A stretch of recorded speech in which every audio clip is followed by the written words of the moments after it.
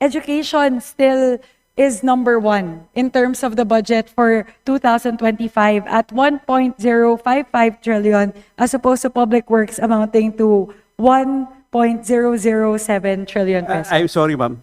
The composition of the education sector is found in the BSF, page 298. Hindi niyo pwede babaguhin yung composition ng education sector. And the increases and the decreases, taking onto consideration the same education sector components in the BESF will make the education sector budget, including the releases for unprogrammed appropriation and the original program appropriations total after BICAM is only 994.45 billion. Total DPWH is 1.147 billion, including the releases in the unprogrammed as of August 31. Dapat careful kayo nito kasi may ongoing case na ito sa Supreme Court eh. Nag-release pa rin kayo na nag-release sa unprogrammed. Diba?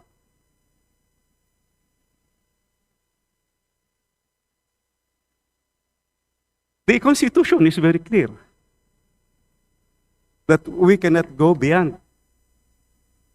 the education sector budget. Bakit nauuna pa yung priority yung infrastructure, and despite the questions, a lot of questions, nagdagdagan pa ng 58 billion sa program. Well, earlier,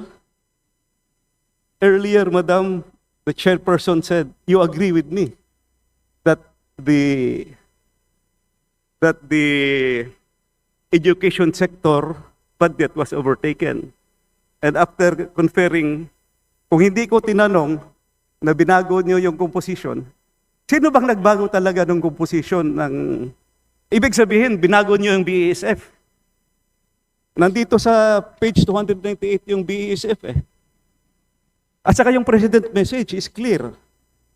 And to add to that, yung House Bill for the General Appropriations Bill, yung introductory part, cited those figures also, both BESF and the President's message.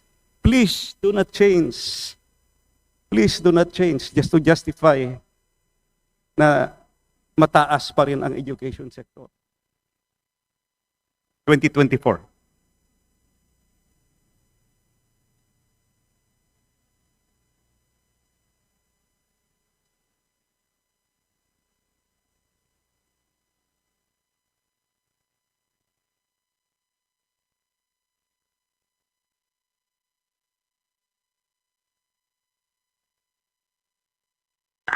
Mr. Speaker, distinguished colleague, for the year 2024, the unprogrammed appropriations releases pertaining to flood control would total 107.8 billion pesos po.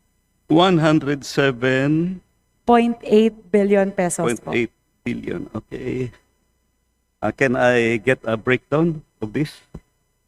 Mr. Speaker, What particular programs? Oh, particular programs. Would it be specific projects po, as in line item per Specific line item? projects later. Okay. Was the programs lang muna. Like, is it sourced out from strengthening assistance for government infra and social programs? Is it sourced out from support through foreign assisted projects? Is it sourced out from government counterpart or FAPs?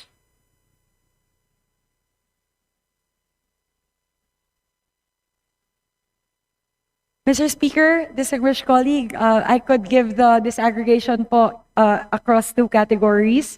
We could also provide a full list if our distinguished colleague would prefer that. But in terms of the breakdown po, under SAGIP, out of the 107.8 billion pesos, 85.7 billion pesos of that would be sourced from SAGIP, and the other 22.1 billion pesos would be sourced out po from FAPs. Okay, just give me the data after or later.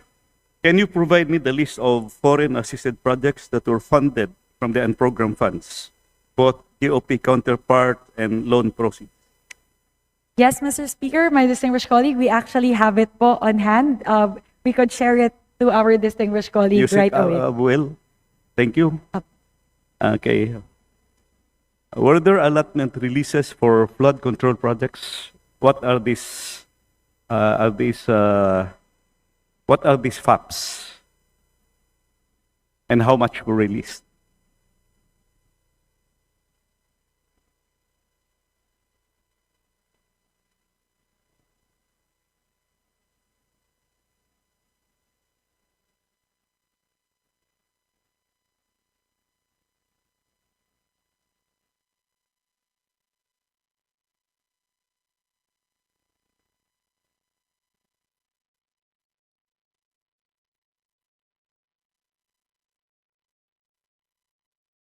Mr. Speaker, my distinguished colleague, for the 22.1 billion pesos released from FAPS, I could share the breakdown, but there are, Is this for 2024, 2025? for 2024 po, Mr. Speaker, 2024, okay. there are 8 projects po, Okay. totaling 22.1 billion pesos. If our distinguished colleague would prefer, I could say them quickly po, or I could share the copy For as well po. 2024, if I remember it right, I questioned this during the DPWH budget. Those POPs were stricken, were deleted from, so yung unprogram, are these the same projects that were deleted in the program funds for POPs?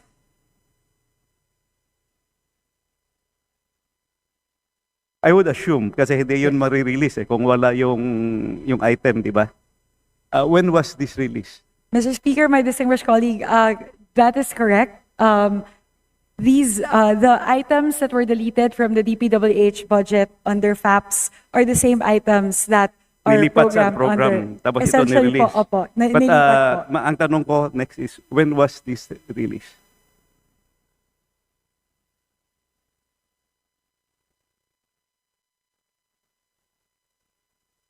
Ang point, anyway, you just, to save time, kasi umaandar yung minuto, just give it to me later. Ang point ko kasi, nadidelay yung mga projects because nilipat sa unprogram yung ang ating foreign assisted, the big projects, right? That is correct po. I'll answer po very quickly, Mr. Speaker, my distinguished colleague, na most of them po were released around February, May of the year 2024.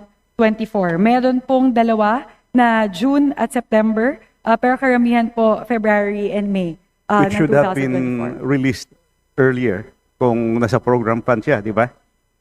That Okay. is correct, Mr. Speaker, my distinguished colleague.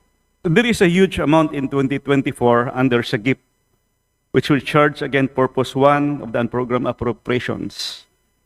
What are the specific infra programs and projects that were provided with the release of these funds?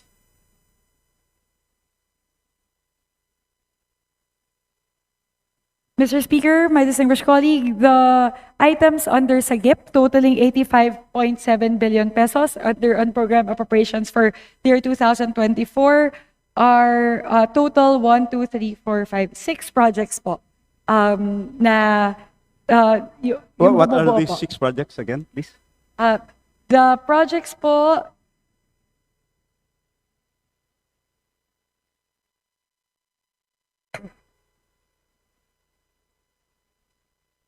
Mr. Speaker, my distinguished colleague, the number of line items are quite voluminous. They are spread across 6 line items. However, ano po, it comprises about 29 pages of line Kung items iba'y po. category natin, more or less, ano yung mga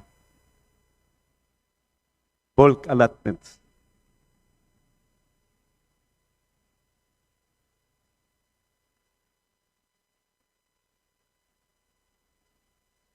Mr. Speaker, my distinguished colleagues, so the DBM will quickly work on the categorization po para lang po ma-disaggregate po natin kung alin po doon yung flood control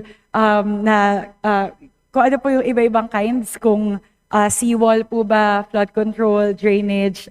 If we may ask po for a few minutes to work on that po, Mr. Speaker, my distinguished colleague. Sige, can I get both hard copy and USB later? Okay. How about the allotment releases for the unprogrammed appropriations for 2025? Can you provide or enumerate to me the list of foreign assisted projects that were funded from the unprogrammed appropriations?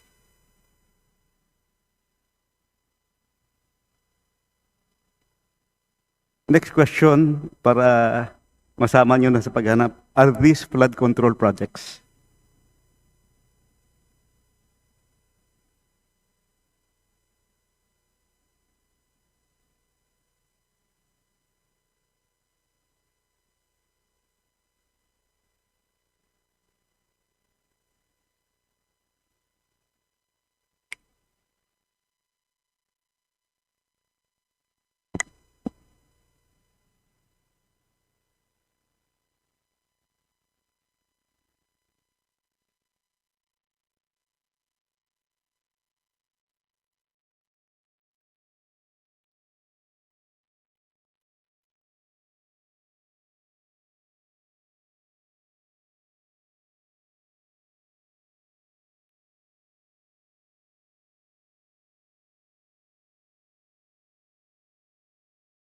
Tama ba itong figures sa website nyo na 58 billion ang na-release for FAPS as of January 1 to August 31, 2025? Ako na lang ang sasagot sa tanong ko.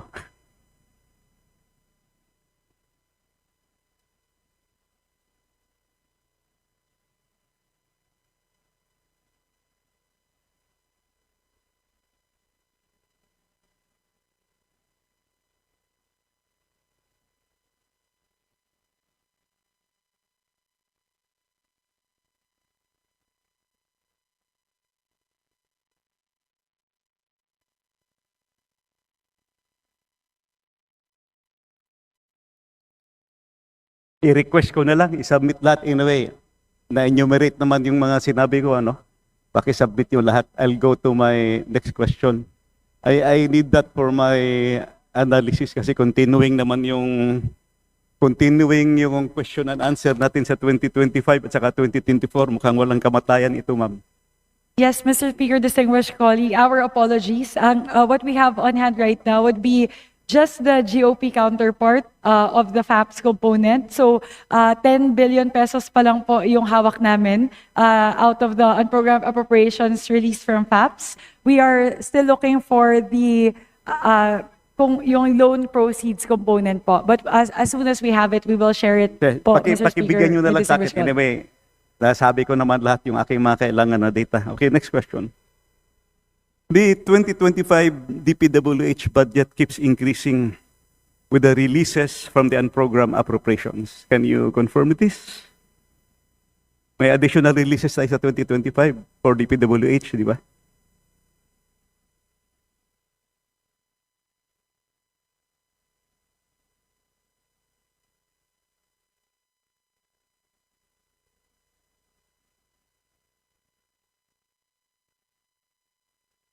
Mr. Speaker, my distinguished colleague, for 2025 under unprogrammed appropriations, only the projects released to DPWH are only FAPS projects. Wala po under SAGIP, wala po kasing request under SAGIP. Ito yung 58.84 billion na FAPS. Is my figure correct?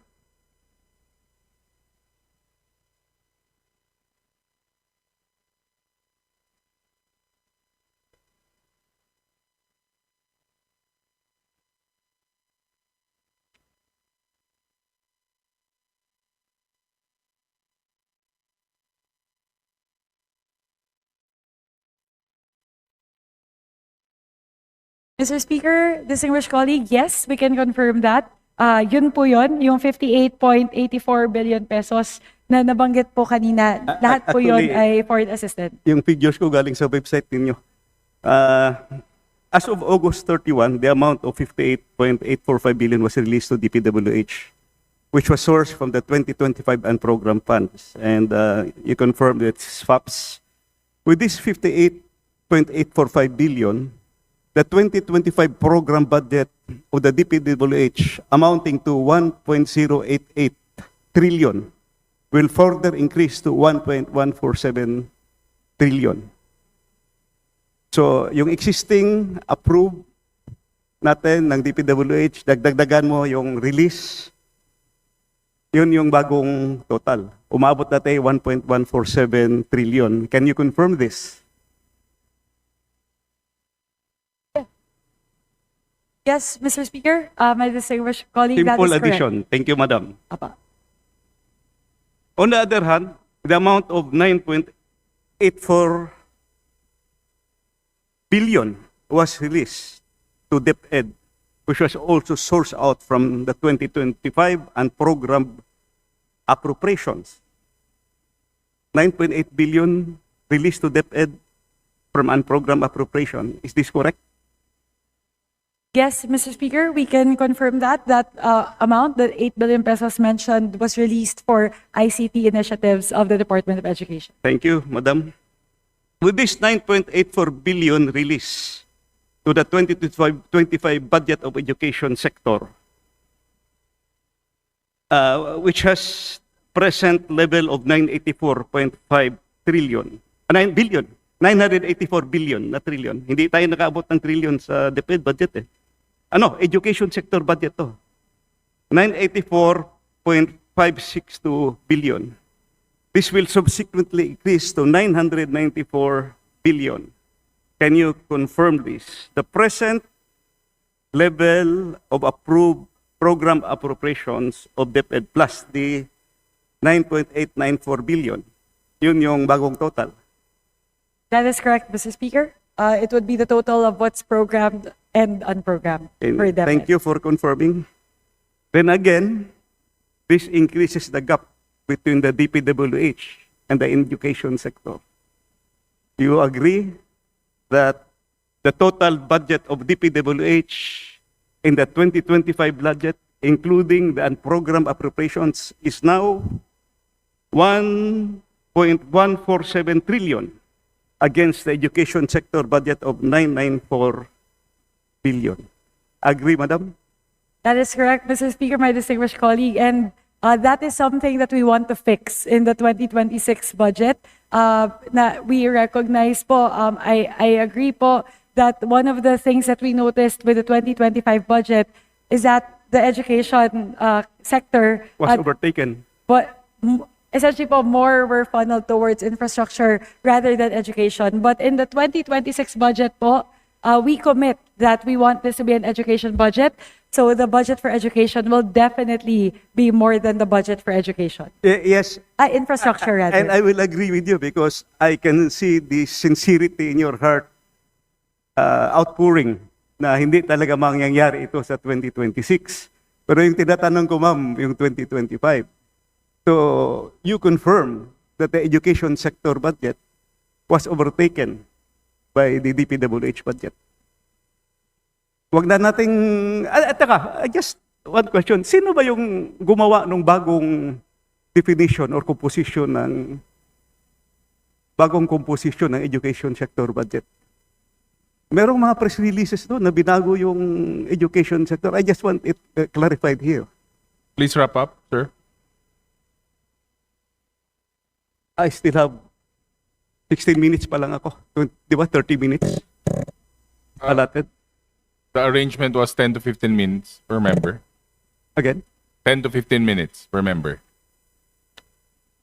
remaining. Thank you, Speaker. Thank you. Mr. Speaker, my distinguished colleague, I would be very happy to answer more queries from our distinguished colleague. With regard to that po, that is at which point it happened po?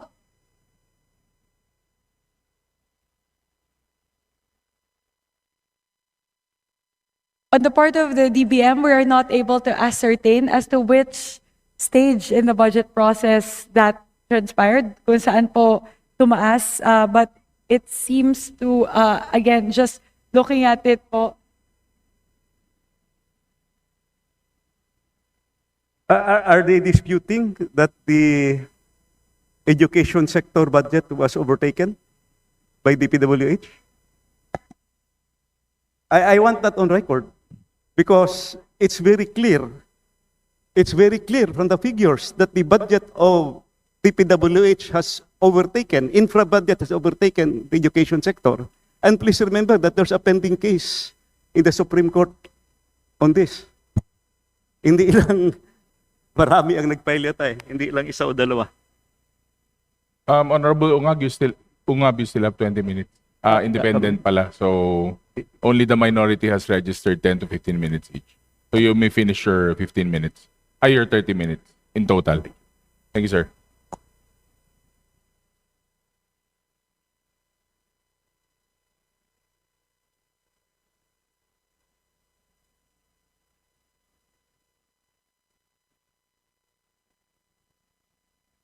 I just want to, anyway, habang nagdi-discuss kayo, naka-charge sa oras ko sa minutes.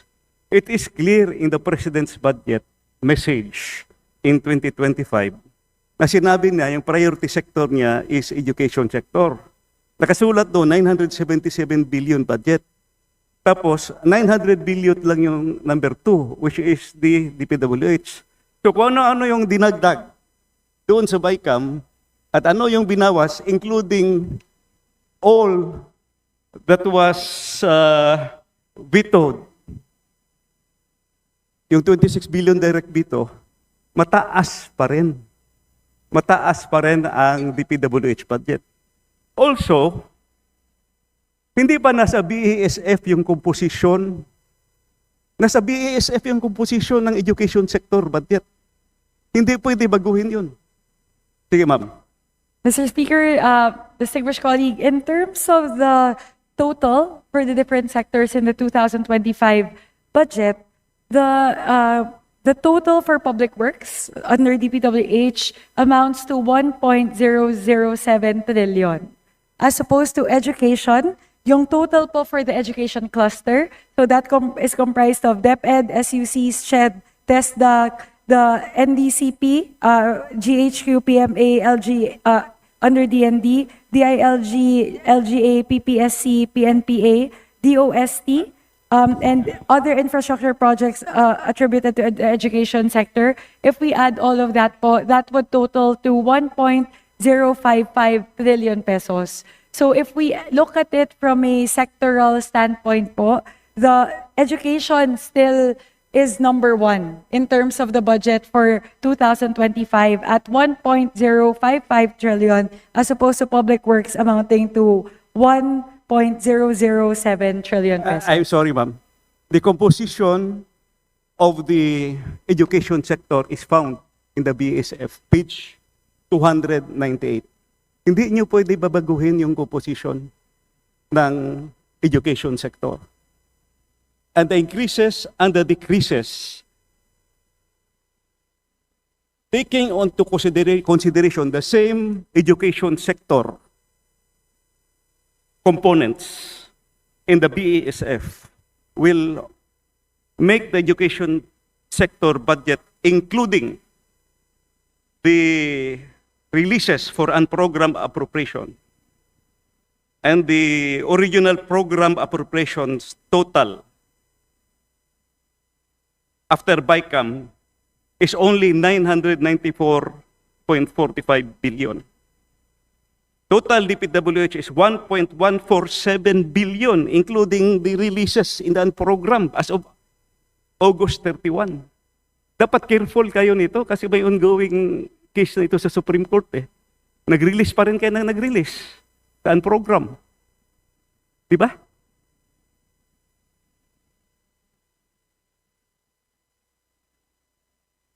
The Constitution is very clear that we cannot go beyond the education sector budget. bakit nauuna pa yung priority yung infrastructure, and despite the questions, a lot of questions, nagdagdagan pa ng 58 billion sa program. Well, earlier,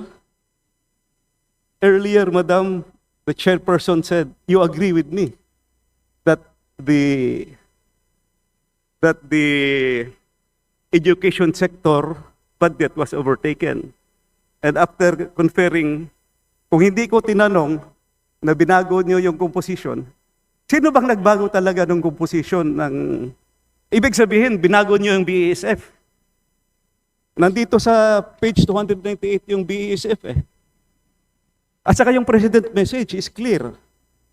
And to add to that, yung House Bill for the General Appropriations Bill, yung introductory part, cited those figures also, both BESF and the President's message. Please do not change. Please do not change just to justify na mataas pa rin ang education sector. I cannot agree with that, Madam. Mr. Speaker, my distinguished colleague, actually, as mentioned by our distinguished colleague, this is a subject of a case that is currently ongoing. And the figures that I cited po just now are the figures that are also, these are the figures being used by the OSG in the case. So if looking at that standpoint po, unfortunately, we are not able to delve deeper into it given that it is a subject of a case. But with regard to the figures that the OSG is using for the case, ang total po ng education is 1.055 trillion and the total for public works would be 1.007 trillion. So in that po, education is still number one as compared to public works. We are here legislating, and the basis for the GAA will be the NEP and the BESF. Yung BESF last year, bakit mag-iiba yung composition? I kept track of the figures. Saka nagdagdag pa kayo ng release ngayon sa program. Di ba?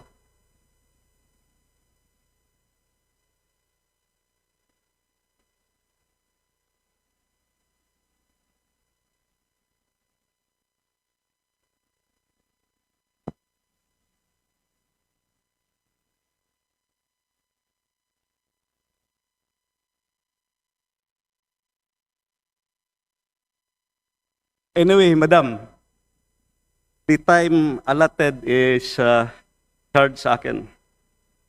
May I go to my next question? Kasi habang hindi pa kayo nagkakasundo, time na, 5 minutes lang naiwan sa akin. Can you, isubmit nyo na lang sa akin ito. Can you give me a breakdown of the amount released through for DA, DPWH, DSW, NEDA, and PRA, which are charged under the SAGIP, no? Strengthening Assistance for Government Infrastructure Program. And I would like to request that if you could give me the specific dates of the releases. This is very, very important. Then last but not least, this question. There was a newspaper item quoting the chairperson of the Appropriations Committee, the Honorable Chair, saying that the unprogrammed appropriations is the source of funds for the flood control projects. Can you give me the details of this? What are these projects and when were these projects released?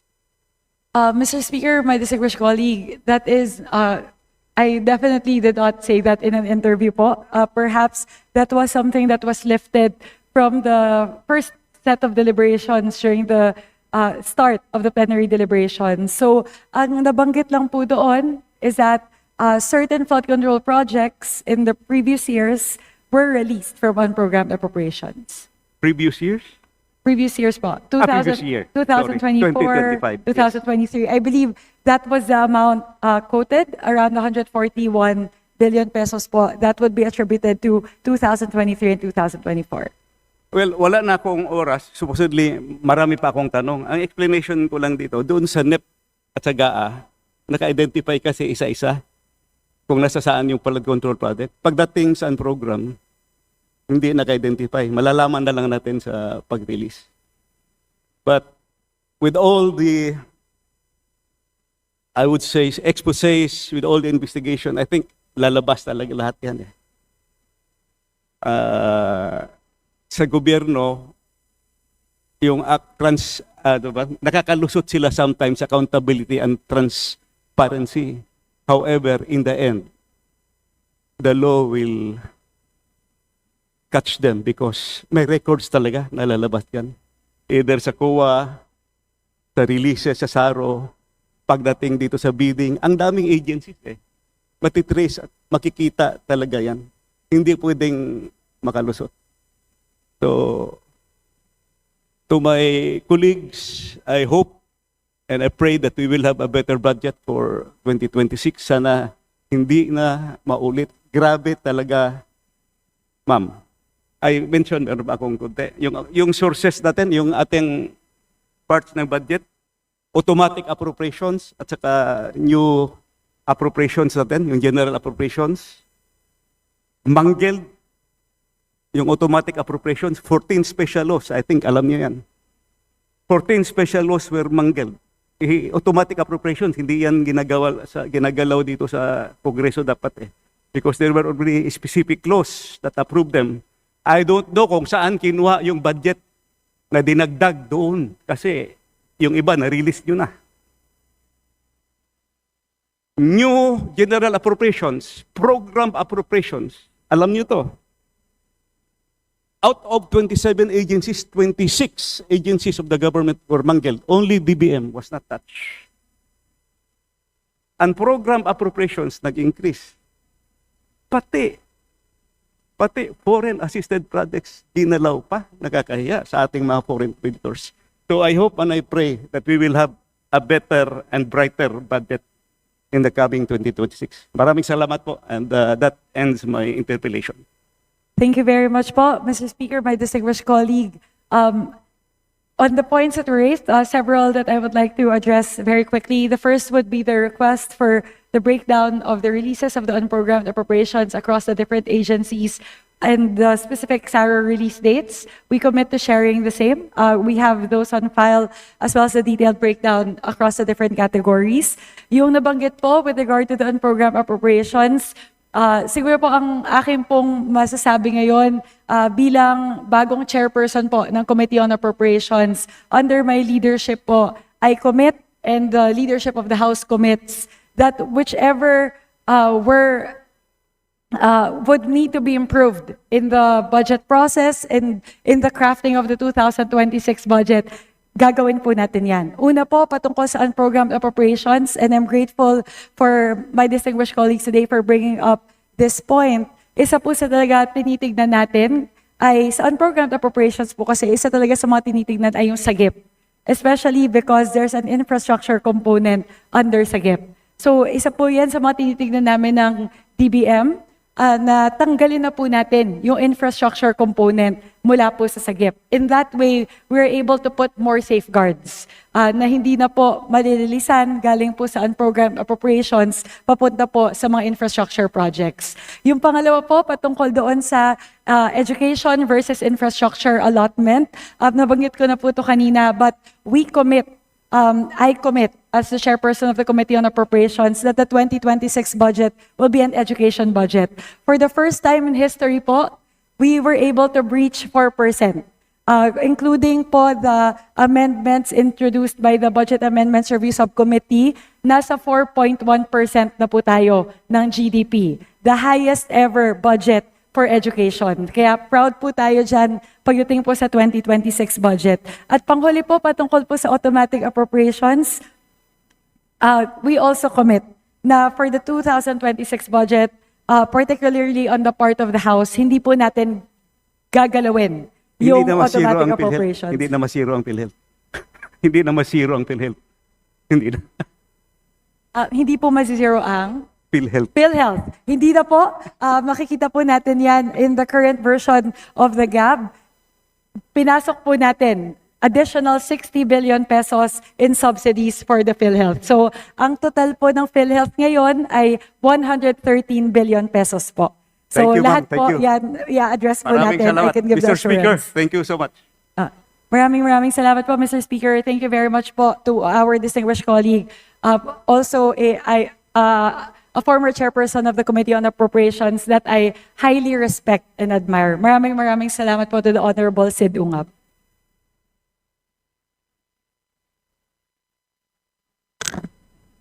Mr. Speaker, next to interpolate the sponsor, I move to recognize Representative Laila De Lima of ML Party List.